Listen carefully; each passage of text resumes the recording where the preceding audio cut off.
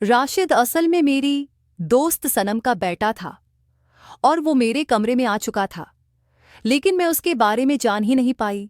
जब मैं बेलिबास थी तो वो खिड़की से मुझे देख रहा था। मैं सोच में पड़ गई, आखिर अब क्या होगा। वो कमरे में बिल्कुल मेरे सामने खड़ा था और उसने कहा, आंटी आज मैं सब कुछ करना चाहता हूँ। मैं बहुत ही ज्यादा परेशान होगी। उसने फोरा ही मुझे डिडिका दिया। मैं बेड पर गिर पड़ी और वह बिल्कुल मेरे ऊपर आ चुका था और मैं अब अपने मुंह को उसके मुंह से हटाना चाहती थी। मेरा नाम सहर है। सनम मेरी टीचर थी। मैं अक्सर अपने टीचर के पास जाती थी क्योंकि मैं भी एक स्टूडेंट मुख्तलिफ किस्म की असाइनमेंट बनाने के लिए सनम की मुझे अक्सर ज़रूरत पड़ती थी। सनम अब मेरी बहुत अच्छी दोस्त सहेली बन चुकी थी और मैं अक्सर सनम के घर में रात भी लेती थी।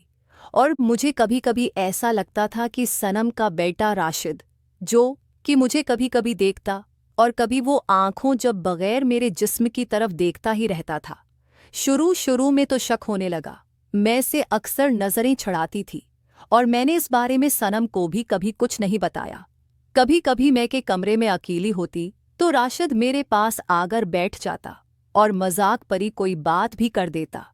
और आज का दिन मेरे लिए खास दिन होने जा रहा था। मैंने कभी सोचा भी नहीं था कि एक ऐसा लम्हा मेरी जिंदगी बदल देगा। राश, जो कि सनम का बेटा होने के साथ बहुत ज्यादा फनी और अकलौता बेटा था। उसके पास बहुत सारे पैसे होते थे और अक्सर वो मुख्तलिफ किस्म की चीज़ें अपने पास रखता था और उसी तरह वो मेरे घर में भी आ जाता था। मुझे नहीं पता था कि उसने मेरे घर में मुख्तलिफ किस्म के कैमरे लगाए हुए और कैमरों के ज़रिए वो मुझे अक्सर देखता रहता है। मैं अभी स्टूडेंट ही थी। मेरे घर वाले कभी घर होते, कभी वो दूसरे शहर चल जाते, लेकिन मेरी पढ़ाई की वजह से मैं ज़्यादा देर घर पर ही रहती। अब मैं भी एक स्टूडेंट थी और इसलिए मैं अपना ख्याल खुद रखती और राशिद मुझे अक्सर कैमरों के ज़रिए देखता रहता। कभी सोचा ही नहीं था कि आज जैसे ही मैंने अपने दोस्त अन्नम को गाल की कि मुझे किताब चाहिए, तो जिस पर उसने कहा ठीक है, मैं राशिद के ज़रिए भी देती हूँ, तो मैं अब बहुत ही ज़्यादा खामोश थी। राशिद यहाँ आने वाला था। राशिद मुझे अजीब नज़र से देखता था और राशिद की नज़र तो शुरू से ही मुझ पर बरी थी, लेकिन मैं अब इस बारे में सोचने पर मजबूर थी। दूसरी तरह वसीम, जो कि मेरा मंगितर था और दोस्त वसीम के साथ आज मैं डेट पर जा रही थी, क्योंकि वसीम ने मुझे कहा कि तैयार हो जाओ, लेकिन उससे पहले मैं किताब मंगवाकर अपनी असाइनमेंट को कंप्लीट कर लेना चाहती थी। बस टाइम था, इसलिए मैं फ्रेश होने के लिए वॉशरूम चली गई।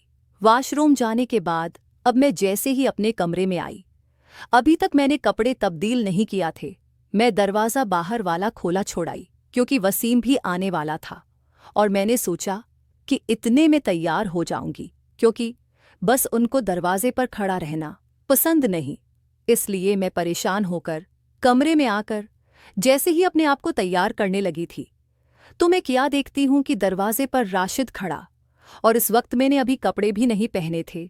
मैं कभी सोच भी नहीं सकती थी कि राशिद मुझे इस हालत में देख लेगा। राशिद की नज़र तो पहले ही बरी थी, लेकिन राशिद आज अपने आप पर कंट्रोल नहीं रख पाए और राशिद की आगे की तरफ बढ़ा। मैंने उससे मना किया कि तुम वही रखो और फोरा मैंने अपने कपड़े उठाने की कोशिश की, लेकिन राशिद मेरा हाथ पकड़ लिया। आज नहीं आंटी, मैं आपको बहुत पसंद करता हूँ। ये बात सुनकर मैंने कहा कि हटो, ऐसा मत करो। जिस पर उसने कहा, नहीं, अब जो कुछ भी है मैं अपने आप पर बर्दाश्त नहीं कर सकता, और उसने मुझे फौरन धिक्का दिया।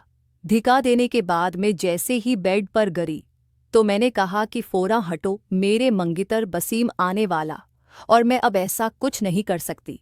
जिस पर मुझे फौरन राशिद ने कहा कि आप ऐसा कर सकती हैं, मैं यहाँ से नहीं जाऊँगा।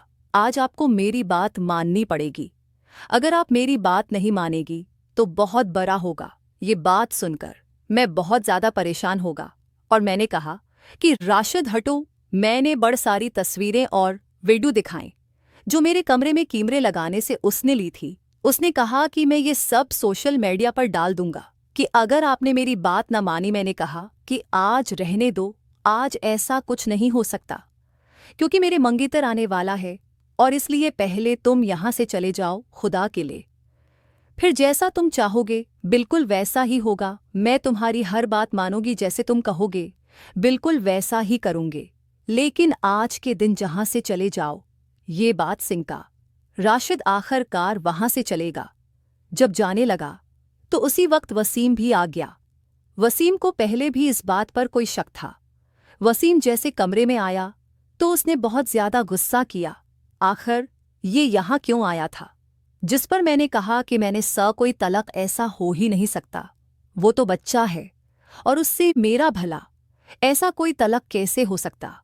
ये बात सुनकर वसीम कहता है कि ये लड़का मुझे ठीक नहीं लगता और मैं नहीं चाहता कि आइंदा कभी भी ये यहाँ पर आए। तुम्हें यहाँ उससे बुलाना ही नहीं चाहिए था, सकीने के ते का नहीं चाहिए था। लेकिन मैं काफ़ी खूबसूरत लग रही थी और वसीम वहाँ से आगे बढ़ो फोरा मुझे गले लगा ले। और इस तरह मेरी खूबसूरती की वजह से उस वक्त जो टॉपिक चेंज हो गया। नहीं तो वस होता है कि शादी से पहले अगर सब कुछ हो जाए तो फिर बाज दबा शादी नहीं करते। इसलिए मैं इन वसीम को मना कर रही थी और वसीम ने कहा कि कुछ नहीं होता, मैं बस थोड़ा सा प्यार करना चाहता हूँ, थोड़ा सा खेल खेलना चाहता हूँ। जिस पर मैंने वसीम को साफ इनकार कर दिया, क्योंकि मेरे जहन में अभी तक राशिद की बातें ही घूम रही थी। राशिद यहाँ से चला तो गया था, लेकिन उसकी पिक्चर वीडियो में भी मैं चाहती थी कि वह फ़िलहाल कोई ऐसा मीच मत न खुलूं तो वही है बेहतर है। वसीम को मैंने कहा कि मुझे बहुत भूख लग रही है। मैंने वसीम को एक बार फिर कहा कि पहले खाना लेते हैं, उसके बाद इस टॉपिक पर बात करेंगे। वसीम भी बाज़द हो चुका था। मुझे अब अपने आप को उनसे बचाना था। आज रात तुम्हारे साथ यहाँ पर ही रहूंगा। जिस पर मैंने कहा ऐसा नहीं हो सकता, आज तो घर वाले भी वापस आ जाएंगे। जिस पर वसीम ने कहा नहीं नहीं, मेरा राब्ता हो चुका, आंटी आज घर पर नहीं आने वाली, इसलिए मैं इस बारे में कोई बात नहीं सुनना चाहता। बस आज ही हम एक साथ रहेंगे। मैं बहुत ही ज्यादा परेशान होगा। वसीम को मना करने लगी और मैंने साफ इनकार कर दिया। नहीं, आज मेरा दिल नहीं कर रहा कि मैं राशिद को किसी तरह से वो राजी कर लेती और उसकी तमाम वीडियो पिक्चर जो उसके मोबाइल में वो ले लेती। इसलिए मैं अब बस उनको साफ इनकार कर चुकी थी। वसीम ने कहा फिर मैं खाना खाने के लिए भी नहीं जाना चाहता। वसीम निराश होकर वहां से चला गया। मैं बहुत ही ज्यादा परेशान थी। मैं जो कि काफ़ी खूबसूरत भी थी और जवान भी थी और मेरा दिल भी गदगदा था, लेकिन उसकी वजह से मैं उनके साथ किसी कसम की ऐसी कोई बात नहीं